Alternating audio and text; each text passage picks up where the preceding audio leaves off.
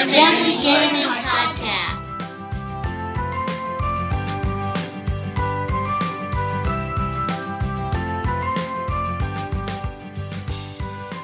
Hello and welcome to Engage, a family gaming podcast. This is episode 99. That's right, folks. We are almost at 100. How crazy is that? You've heard my voice 99 times before, or 98 times before, rather. So I am Steven Dutzman, your host. As always, this is the official video game and board game podcast for EngageFamilyGaming.com. EFG is a website where parents like myself and all of my co-hosts come together to give parents and families the information they need to get their family game on. This week, a quieter episode. It's a chill episode. It's the calm before the storm. Gen Con is this weekend, and I am joined by one of our good friends of the show, Jason Miceli, the businessman behind Geek Fever Games. Is that safe to say? Can I say you're the businessman? Yeah, I like to think I have some fun as well. I mean, not all business. I guess that you're not like the dude from the Lego Movie. You're not all business. Right. You're having a little bit of fun. Yeah, right. Well, that's fair. I mean, you're the business end of a company that makes entertainment products. So I think at the end of the day, that probably is a thing.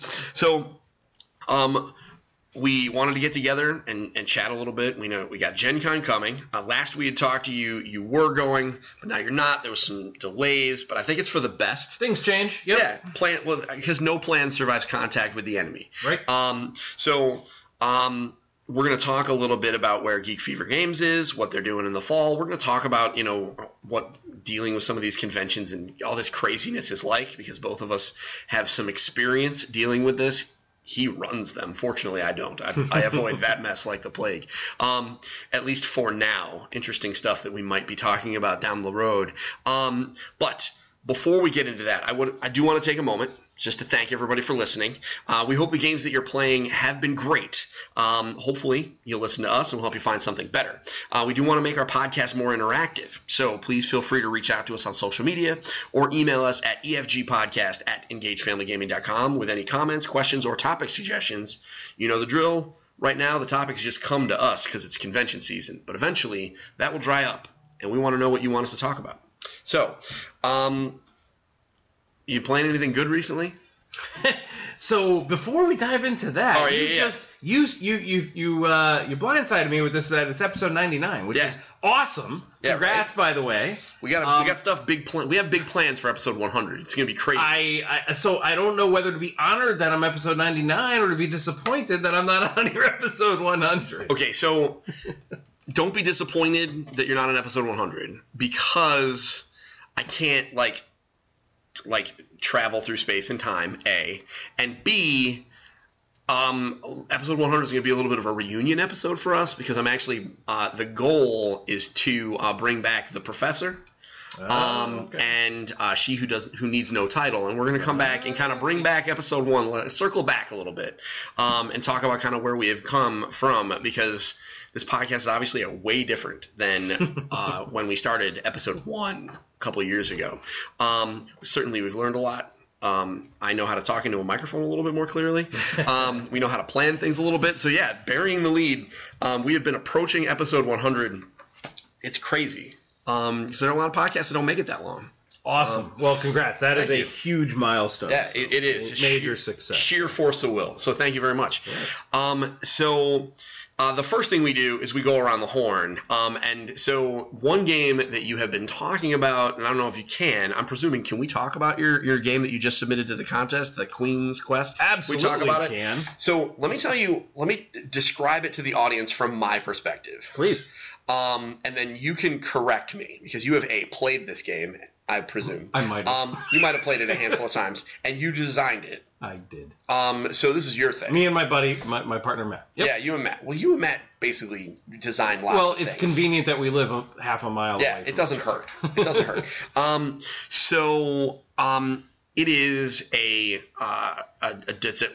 it's an entry for a dungeon crawler contest. That's correct. So by default, it at least needs to suit that theme. It looks like there's some tile laying, and you are laying down ASCII tiles with ASCII art, which is stuff that those of our age will remember as like peak graphic level back in the day. So this is kind of a board game that is meant to evoke some of that graphical style of like the early computer role-playing games. Yes, it is retro of retro. Yeah, it is retro. Yeah, it's ultra retro or retro squared. I just don't. The thing I don't know is how the hell you play it. I watched your video where you show it, and it looks like that you're moving dudes around, and and I'm fascinated. And I can't wait to play it after you publish it, because I'm sure that's just gonna it's inevitable, because you guys are getting better at that stuff. Yep. So why don't you describe this game to our audience in a more succinct way? Sure. So you know how to play it. Queen's Quest. So first of all, it was designed to be the most authentic roguelike. That's the term that's used, roguelike. Available for the tabletop. So what exactly is a roguelike? So a roguelike is a game that mimics one of the earliest games that came out called Rogue, the original Rogue, and everything that's kind of mimicked it since has been referred to as a roguelike. But roguelike games, there's this whole kind of community and ethos around what does it take to be a roguelike game versus any other dungeon crawler. There's 1,000,001 dungeon crawlers. Yep. But roguelikes have some very specific criteria, such as the ability to return to town at will. So you have this kind of nonlinear gameplay. Permadeath, meaning you can push your luck a little too far and your character dies in the dungeon and he doesn't come back. There's no respawning. You're done. Usually it's in a high fantasy setting. On the computer, roguelikes are all very much locked into certain color palettes. So there are modern day games that kind of people refer to as a roguelike, but they've got upgraded artwork and 3D effects and everything else. But real traditional authentic roguelikes tend to be ASCII art, as you said, with 16 color VGA, right down to the specific RGB codes, or earlier. I mean, the original Rogue, I don't think was even that. I think it was just black and white.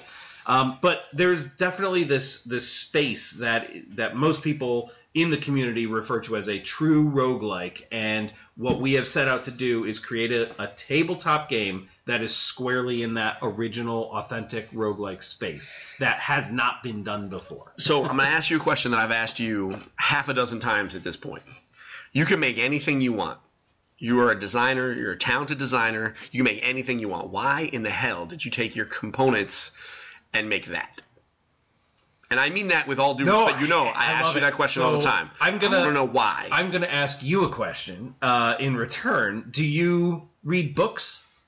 I mean, yes. Right? Why do you read a book? Do you like books over movies, typically?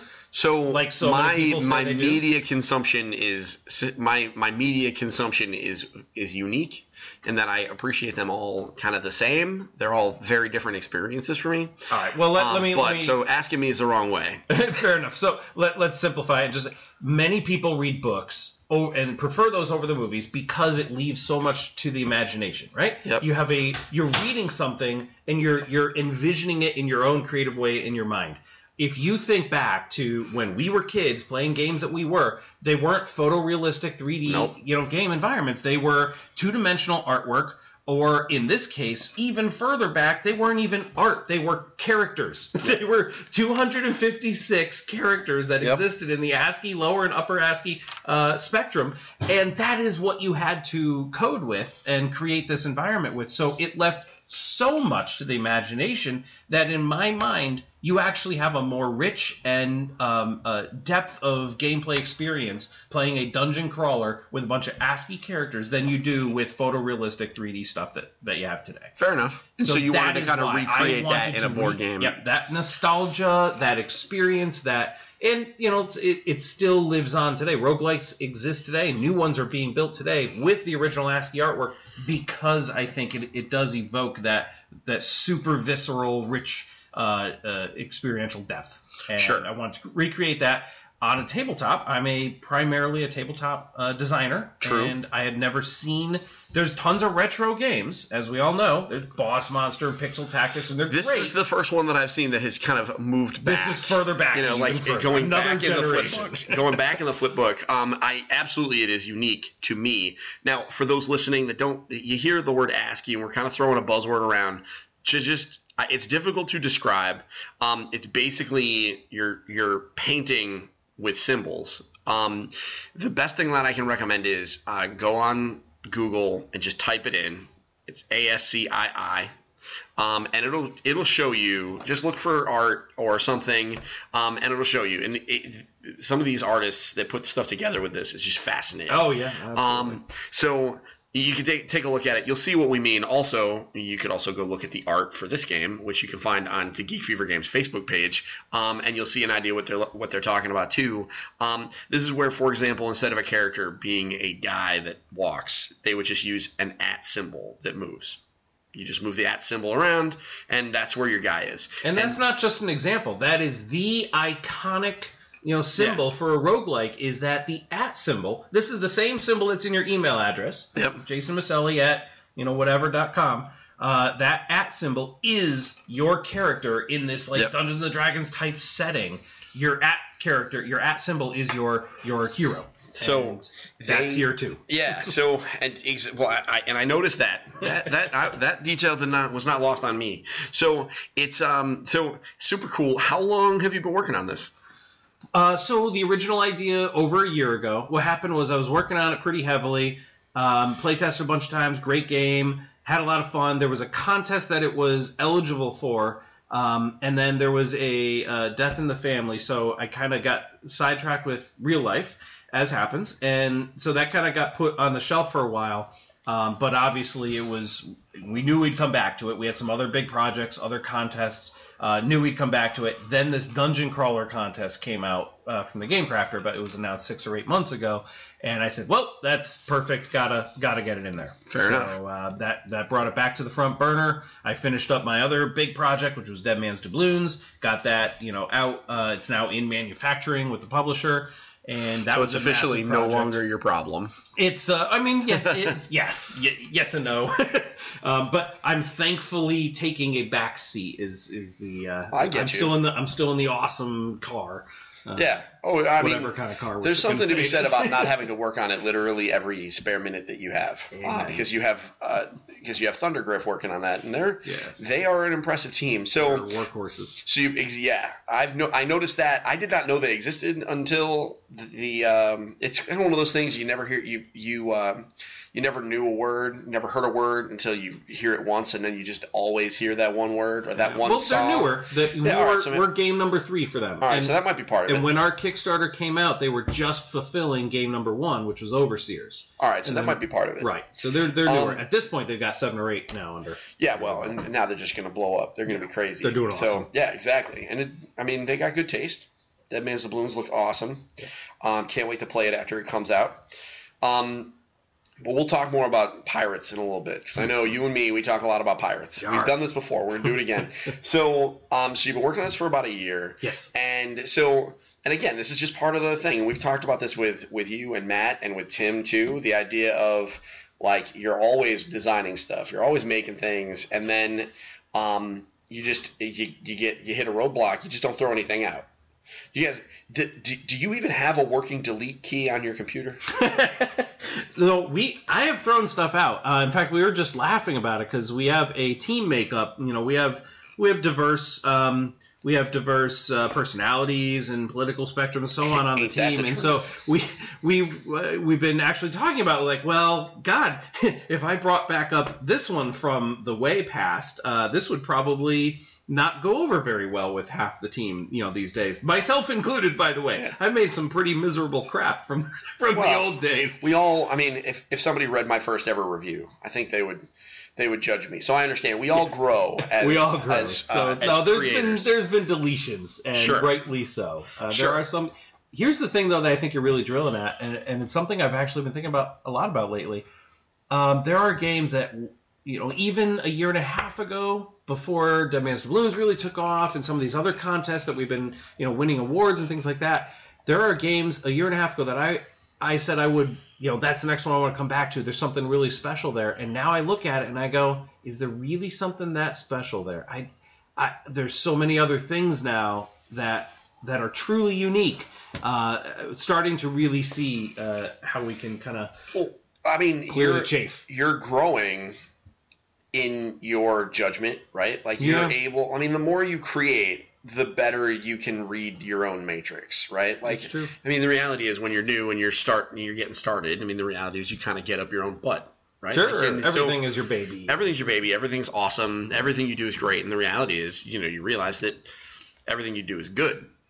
But when you're talking about stuff that's commercially viable, especially in the board game market that it's right now, I mean, all my listeners, I mean, every week or every other week we come on, we talk about some new game. Yeah. And it always sounds awesome. I get emails every day. I mean, you could only imagine. Like, I'm on so many press release lists, and now I've got, Hasbro blowing me up, and even they're putting out cool stuff because because there's so many people making cool games.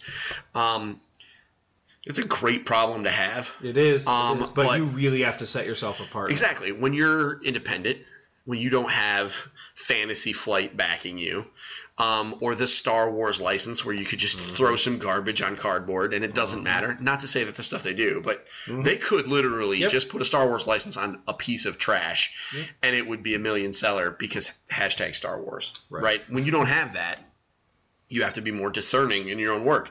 I feel the same way, right? Like you think about my ideas for podcast topics and things like that a year ago. It's like things way different now, right? What was I thinking? Exactly. So this is actually officially submitted. It's into the Game Crafters contest, right? It's done. Yep. So now you just gotta wait to win. 6 more days for the semifinals. That's a community voting process. Then probably another week and a half to get into the finals. And then at that point, the Game Crafter prints all the games that are in the finals, of which there will be 5 to 7. And then those games get shipped to the actual judges, and the judges are from Gamehole is the group, and they have a con, the Gamehole con that they run as well. And they play these 5 to 7 games over whatever period. That could take like a month, 2 months. Believe me, it's like, nail biting, you're waiting white for a knuckle while. Time. We're like, what's the answer? Yeah, absolutely. And then, that's super rad. And then at that point, is this thing already up on Tabletop Simulator? So no, not yet. It will. I know that's your jam. Yeah, I will absolutely have it up. There's a lot of people chomping at the bit to get their hands on it and be able to start playing it. And here's the thing: we will start shopping this around to publishers. There's already a couple publishers interested. We have an agent who wants to sign with us to take the game to potential publishers as well. So I know without a shadow of a doubt that this one in particular. It will sell to someone important like this. There's the right special publisher. Yeah, somebody will take it. Oh yeah. So we'll start that process. And there are enough. So that's cool. All right. So that's the Queen's Quest. The Queen's Quest. So now let's talk about Dead Man's Doubloons because obviously the last time we talked. We were mid Kickstarter. Obviously, that was a wildly. Was that far back? It was that far back. The last time we talked with the people. Yep.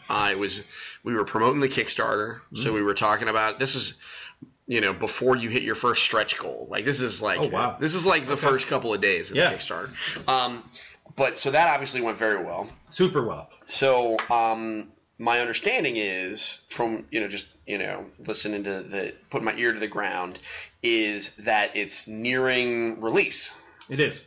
We're in the manufacturing stage right now. All right. So they're making it. Proofing is done. I've edited everything. In fact, I just finished up editing the rule book. That was the final piece. But all the components and cards and boards and all that have already been passed off to the manufacturer, approved and blessed and so on. So they are in actual building mode right now. All the ships are being poured and all the everything's being print and cut. So that we will launch as of Essen. We will have copies at Essen for sale, which is October 26, 27, 28, something like that. So that's Essen Spiel in Essen, Germany. So you're going to go to Germany. I can't wait. Have you ever been to Germany? No. Wow. So a bunch of firsts. First big baby. Indeed. And of a board game, obviously. And your first trip to Germany. And it's kind of special for us. Essen was always this like idealistic milestone for me personally. I was always like, once I learned of its existence, not the city, but the con, right? That this is the biggest gaming con. I was like, I need to be at Essen someday. And not just be an attendee, right? I need to be there as, showing something off. And so not only are we're going with the most amazing publisher. In fact, I really hope Thundergriff has not ruined publisher relationships for me with every other potential publisher, because they are super awesome to work with. But I'm going out there with my partner and best friend, Matt Plord, and both of our wives. And so this is like all of us just like rallying behind this big thing, this super event. It's a real success milestone for us. So it's going to be awesome. It's going to be awesome. I am jealous. I am not going. Just as an FYI. It's all right. Not in the cards this time. So this is going to be like the first time that it's going to be like people are going to be able to buy this thing. Yep. Wow. Indeed. We're going to be showing it off, have a bunch of copies for sale, and then like 2 weeks later, we're going to take over PAX Unplugged in Philadelphia on the East Coast here, and we'll take that one over by storm as well. So. Yeah. Well, I will be at that one. Excellent. So, I mean, because I can't really – so because I'm not going to Gen Con this coming weekend just because – it just didn't work out timing-wise. I'm thinking more next year for us.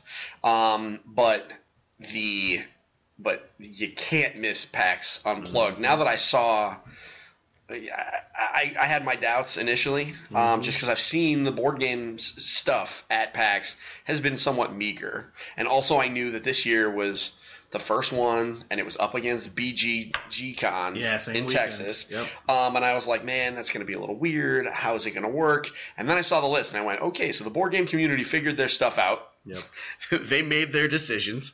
I'm sure it's a lot of companies splitting their PR teams and hiring temps. Yep. And then the indie guy is going, well, I'm not going to Texas. I'm going to go to Philadelphia because Philadelphia is closer. Or vice versa. That's it for me. I could drive there. So exactly. Awesome. No, I'm excited. I mean, the plan is to just drive down there on Friday night, hang out, and go Saturday and Sunday and come home. Yeah. I'm excited. And this will be the first time at that point. That'll be the first time you'll be selling it in the U.S. Indeed. So what's it going to retail for? Is it going to be $50? Oh, let's see. So the retail, so there's the retail, and then the deluxe. I'm not sure if we'll have deluxe copies for sale at the actual con. I should have a better answer to this, but I think 50 is the right answer. I mean, for the retail one, just because of the size of the box and the number of minis. It's like that's for me. It's ticket like to ride size. Yeah, it's like a 50. Yeah, it's like Yep. like that's sounds about right. That's where it landed. I'm asking because I got a budget for this. Good. I gotta know, and I'm not getting my copy at Essen because I'm not gonna be there, so I'm gonna have to get my copy somewhere. Indeed. And I bet you I could get you to put aside one for me at PAX Unplugged. I'm sure we can do that. That's all I'm saying. I'm just if I'm gonna go to these things, I may as well take advantage of my connections. No offense, folks, but I'm gonna take advantage of my connections. So I mean, what is it like? Kind of like what's going through your mind just as you get ready to go to Essen? Like you're going there. I mean, this obviously isn't just about this one game, too, right? I mean, I'm sure you're going to be going, shaking hands, kissing babies, doing whatever you got to do, or are you just dedicating all of it to? It's so it's dual, certainly. I'm going out there with, I have a lot of different ideas about what to expect, the overall pace, the types of people, the type of energy, so on. Obviously, I've been invited to go with Thundergriff, so we're going to be in their booth as a staff for Thundergriff for the event. And that basically means showing off Dead Man's New Balloons almost nonstop. Now, we've also learned all the Thundergriff's other games that are going to be there for sale as well. So we'll be showing off Overseers and Tao Long and helping them sell all that stuff. Yep. But at the same time, there are lots of people who I'm looking forward to meeting, and I'm going to set up some kind of business meetings going into it. And so we'll kind of break away for parts of the thing so I can make some really good connections with potential distributors, publishers for existing games and potential future games, because we are growing, as you said, and we have a lot on the horizon that we need to ramp up for. Yeah, absolutely. So I'm also looking forward to enjoying. We're actually flying to Rome first, which is where Gonzalo, who's the owner of Thundergriff, where he lives. So we're going to be spending some time in Rome there and just doing some sightseeing and hanging out with him, and then flying over to Essen. And, life is tough. It's going to be an awesome trip. It's just so miserable. I'm just imagining the whole time you're going to be like, man. It's a super opportunity for us. Oh man, you got to take advantage. Yeah. Listen, I went to E3 in LA and I had In-N-Out Burger for the first time in my life. That's my achievement. And you know what? It was worth it. I mean, anybody that sees me knows burgers are my thing. So I did enjoy that. So enough about business and all that stuff, because I'm sure the people like hearing about it, but there's only so much they can take, I'm sure. You play any good board games recently?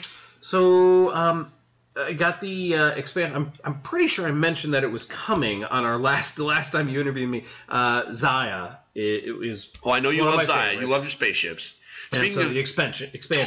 total non sequitur, interrupting you. We want to get back in. We'll put a pin on that. Yep. What about TI4? Are you excited about Twilight Imperium? So I've never played Twilight Imperium. I super want to. So if I buy it, will you play it with me? Absolutely, and Rob will come over as well because he's dying to play it. Rob from Pawn's Perspective. Pawn's Perspective. So I won't buy it because I already own Zaya, and I know that there's a lot of overlap there. Okay. So I'm not going to buy Zaya, but I'm going to buy TI4. So this is perfect. This is great. we'll share our space. We're going to have to dedicate a day to that game. I hear that, and that's okay because I know I will thoroughly enjoy every minute of it. We may have to Twitch stream it. That's fine. It's fine if you don't mind. That's the only way I can justify spending 6 hours playing a single board game is if I Twitch stream the entire thing. Not a problem. So anyway, Zaya, the expansion. Yeah, so I got the expansion in. We played a bunch of games of that already. That's been a lot of fun. It's everything I hoped that it would be. It's just a super great immersive game, but playable in 2 hours, plus or minus. So nice. That's a fun one. On the lighter side, my family and I, we go to Barnes & Noble sometimes. Just as a family, we go hang out, look at books, look at games, sit in the coffee shop. And so when I was there the last time, like a month or two ago, I saw this game Kodama, and I had heard about it, but I never really looked at it. Kodama, the spirit tree one? The tree spirit one, yeah. It just with kind of the background of our family and my wife and I and so on, like it was like a no-brainer. It was like, oh, we need to own this game. And so we've actually played a bunch of games of that. That's a blast. Okay. And it's just this really neat, simple, fast filler game, but you're building your tree in this like actual real world way, and you have to have branch cards that are overlapping in a certain orientation so that branches don't bump into other branches, and you try to build up your fireflies and your worms and your mushrooms and your stars. It's just a really pretty, pleasant, charming game. So that's been a fun one for us recently. All right. Well, I'm looking it up as we speak because it's a card game, right? Yep. More or less. Purely. Oh, you actually have it. Yeah, I'll just pull it out here for you. Kodama the Tree Spirits. It's got those. It's definitely. I looked at it and I always thought like those little guys kind of reminded me of the little tree spirit things from Princess Mononoke. Oh yeah, I remember that. With like the head thing. Yeah. So here we go. My God. Yeah, it's like $15. Yeah. I'm buying it right now. It's a very good. And it's a nice little box here. I mean, this is bad television or bad radio rather, but this is a nice little game right here. Yeah. So it's from Action Phase Games. Indie Boards and Cards published it. They're known now. They publish Coup and The Resistance and those kinds of games. All right, so it's those guys. So depending on how much this blows up, it's going to end up in Walgreens because half of those games are in the. Sure. Have you seen the game section in Walgreens? No, I haven't. It's super weird. Interesting. Next time you're near a Walgreens, I'm not even kidding. Walk into the toy aisle and look in. They have. You expect like Spot It and Uno and like Monopoly Deal, like that stuff, and they have that. But then they have Coup, The Resistance. Mm-hmm. A Munchkin game is always one of the various ones. Yep. Forbidden Island. It's not like deep cut stuff. It's things that most board game enthusiasts have seen 1,000 times before, but it's super interesting that it's there. They had Love Letter, like a boxed version of it. Just really, and it's in Walgreens, and the prices aren't bad either. Sometimes the deals are such that for some of those filler games, like if you haven't bought Love Letter yet, somehow. I wish I hadn't because I now want the Love Letter Cthulhu version, which I hear is awesome. Yeah, but you can never have too many copies of Love Letter. I don't know if I agree with that statement. Well, it's fine. We don't have to agree. I mean, it's an okay game. It's impressive in that it's 16 cards, but I actually am very interested in trying the Cthulhu version. But what I'm saying is, if you're buying it at the right time when it's on sale, it's like $5. At which point Yeah. That's what I mean. It's like whatever. If I spend $5 on like a weird game, my issue is most of the time they're all the same. That's my struggle. Is like, so Batman Love Letter is no different functionally than exactly. That's the one that bothers me. Cthulhu is different. Yeah. So hopefully this is their learning. Where now they'll be like, okay, so let's reprint the Batman one and just have it all be different. But if you've never bought Love Letter, if you don't own any of them, wait until they have one of their decent sales, and that is the cheapest place to get it, unless they have it on sale on like Tabletop Day, which is super weird that I would recommend looking at the board game section at your local Walgreens, but well, it's good. This is the world we live in. This is the world we live in, especially for like those throwaway games. And I mean, throwaway is not the best word, but like, you know, if you don't own Forbidden Island yet, you know, it's going to be there. Oh, and that one's solid. Every family should own that. And you should own that. Yes. The only problem with it is that it comes in a tin. And that makes it hard to stack on, on shelves. That's it. That's true. First is to first world problems, okay? But that's one of those ones if you're only going to own one game. Like if you're really not like a huge board game enthusiast, if you're only going to own one, that's not a bad one to have. I would agree with that. You know, I mean, we could probably come up with a list of if you only owned one game, this is the one you could have. That one is probably not a bad for a general audience. For a general audience. That would be the one, I would say. And I prefer that one over Forbidden Desert. I like Forbidden Desert. It's slightly more game. That's heavier. It's heavier. Yep. I don't know why they don't have Forbidden Mountain yet. Like, why is there not like? It just feels like there should be. Like they forgot Forbidden Island, Desert. I mean, you never know. We could walk. We could walk out of Gen Con with a big announcement. Yep. So, have you guys played King Domino yet? No, that one's on my list to check out. I own it. Yeah. I'll bring it over. Nice. You just got to tell me when you need me to. Because King Domino, man. Here's what's going to happen. I'm going to bring it here. You're going to play it, and you're going to order it on Amazon after 5 turns. Less than 5 turns. That is a 1,000% reasonable expectation. Especially since it's under $20. Oh, if it was like $180 like out of print collector's edition thing, okay, that's going to be. Well, I have a browser tab open to the Dune print and play. Okay. You know that I could buy for about that amount of money, and I keep wanting to hit that buy button on that. Okay. Well, you and I are a special kind of nerd. But this is one of those ones where. And it's happened like 3 times. And it is I went to the Gamers with Jobs guys. They have RabbitCon, and it's just a friend con. They call it RabbitCon. I don't know why. But they rented a house. All these people from across the United States and Canada came together and played. Every single time someone that had never played King Domino sat down, they had bought it by the end of the game. So like 10 copies of this game got sold by Sunday. Wow. Just clicking it up on Amazon. I already owned it. Otherwise, I would have bought it. And part of that's because it's so cheap. But for what you get a lot for that little bit you spend, because the components are so nice. Because these really satisfying little dominoes. We've talked about this on the podcast. So anybody listening, this is your second reminder: buy King Domino because your family will love it. It's a 4-player game, but it plays very nicely with 2 players. Cool. And also, there's like an advanced version that you can play with 2 players. Because normally, you are building a 5x5 grid. If you play 2 players, if you want, you can build a 7x7 grid. And then it's just. And they just announced Queen Domino. Dope. Which is both a standalone game and an expansion. Oh, interesting. Which is super fascinating. Hopefully they have an elegant way to determine how to keep the dominoes separate. I'm sure that they have something. I'm sure they have like a crown or something in the corner. Little icon. Because that's what you board game designers figure out. You always come up with an elegant way to do it. I'm too dumb for that stuff. As I've said before, making games is hard. That's why I critique. It is. So. Anything else that you played recently that you really dug? Well, we've enjoyed Blueprints. That one we got about a year ago. It's been hitting the table pretty regularly because again, it's this easy to hit the table, easy to teach to a wide array of different audience. It's got this cool thing where you're actually building a 3-dimensional object with dice, cool. And it has set collection aspect to it. So you want certain dice closer to certain dice, certain numbers, and patterns and straights and so on. Really, again, just really charming little game. So cool. I've been digging those lately because we're just finding it's harder to get the bigger games to the table with all the focus on. There's been so much drive on Dead Man's Doubloons and now Queen's Quest.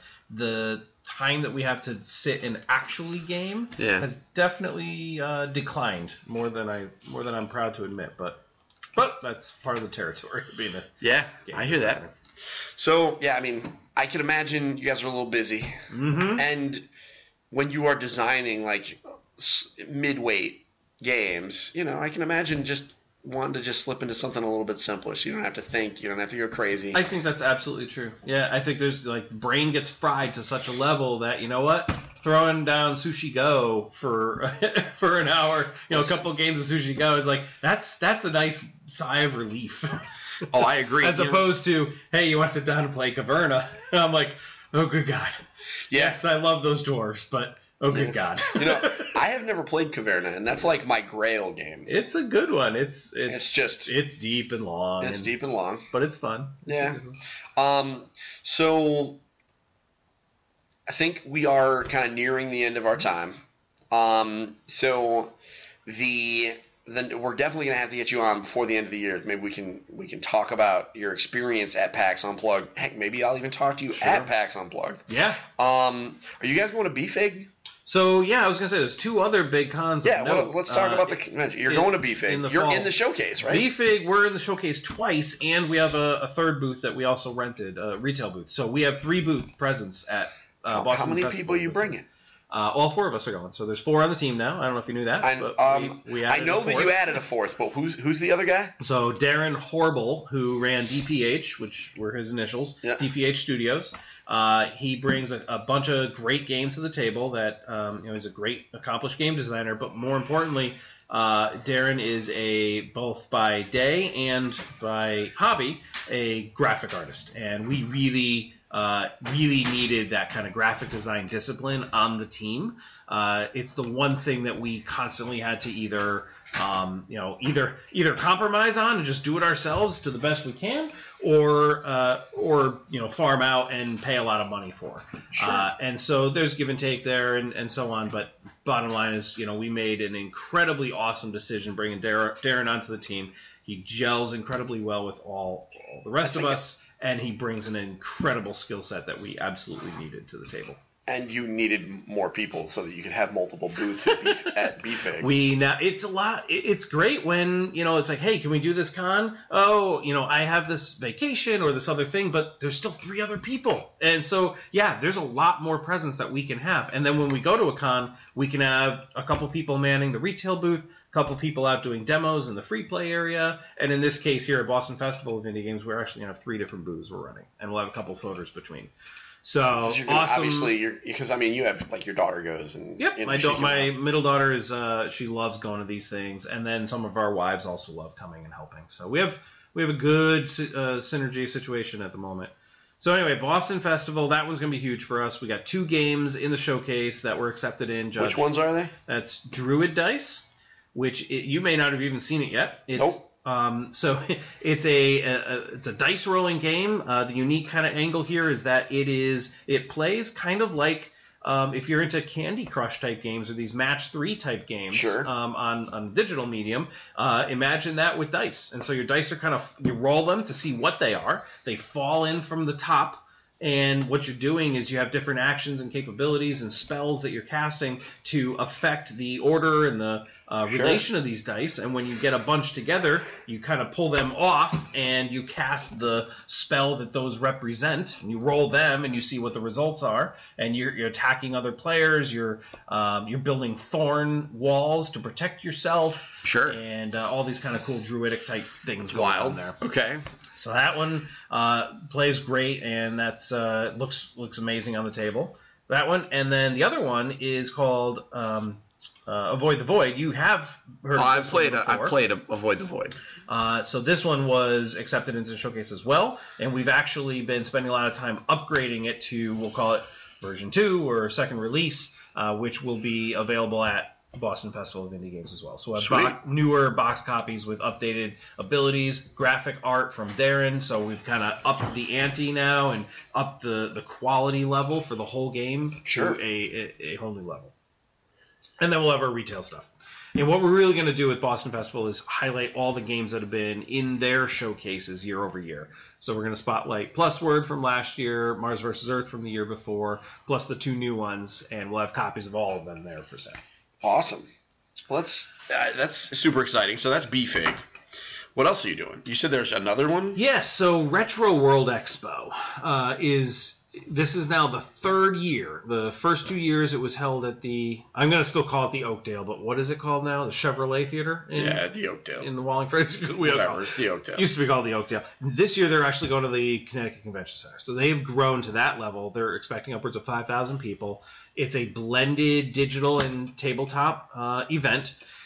Tabletop was always a kind of their second priority, but they actually reached out to me about 6 months ago and said, hey, with what you're doing with the Connecticut Festival of Indie Games, would you be interested in working with us to get the tabletop portion of this up to the same level? We want to highlight it as an equal.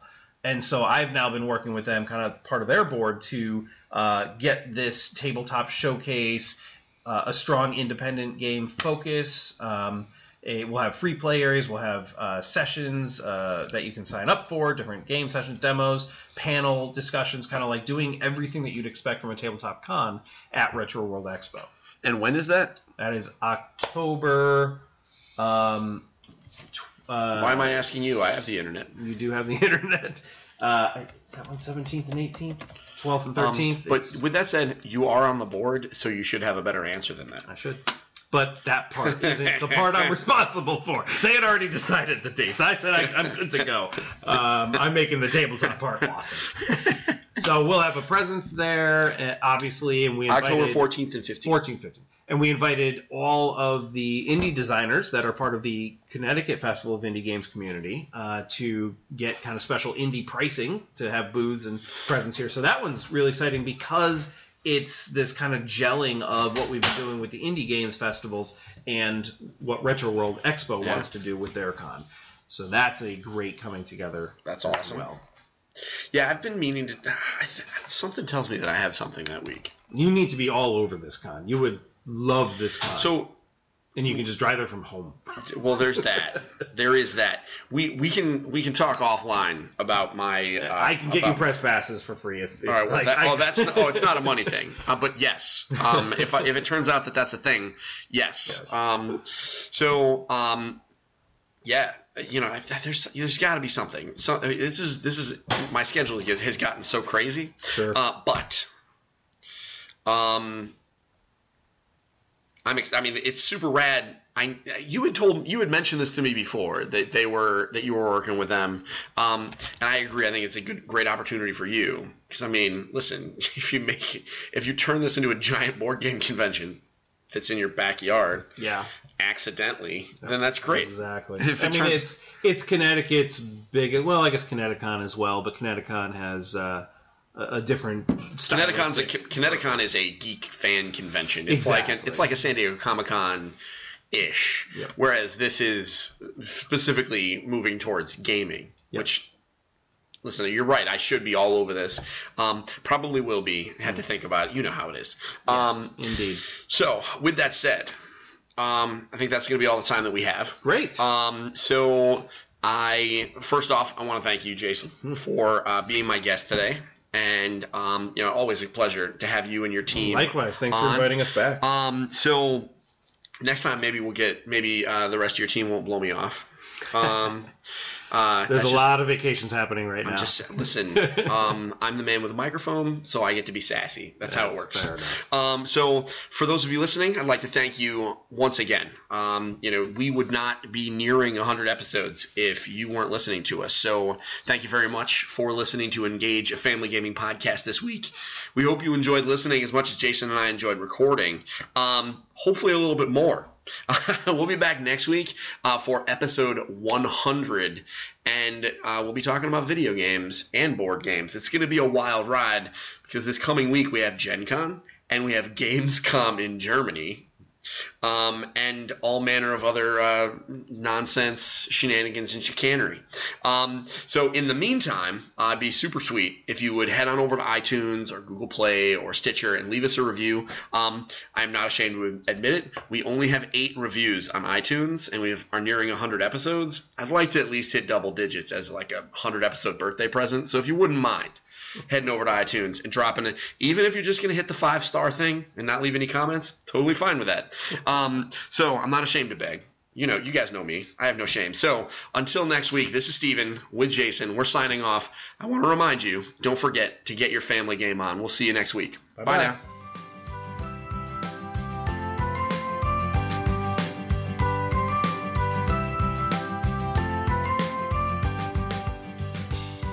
Thank you for listening to Engage, a family gaming podcast. Thank you for listening. Tune in next week.